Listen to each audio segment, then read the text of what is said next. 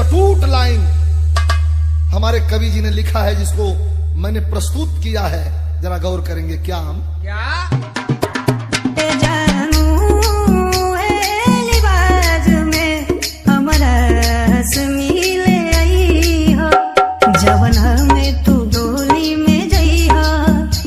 जवन हमें पिया के हो जइहा ए जानू ए लिबाज में हमारा हंसी ले आई हा ए जानू।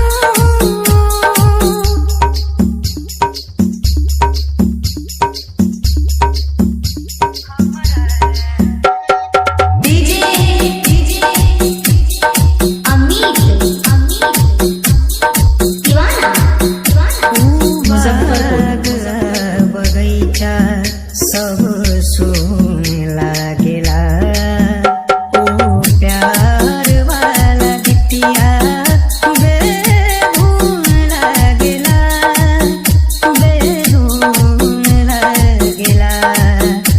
सब याद के मन से मिटैहा संगे सैया के बगिया सजैहा ए जानू हमारा हंसी ले आई हा ए जानू।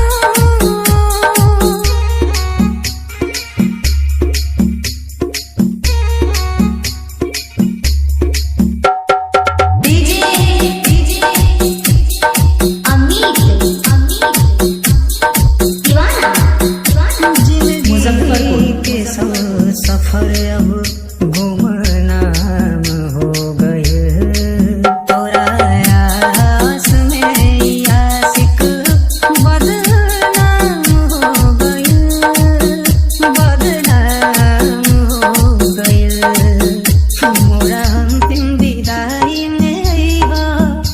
सपनों में नया सुबह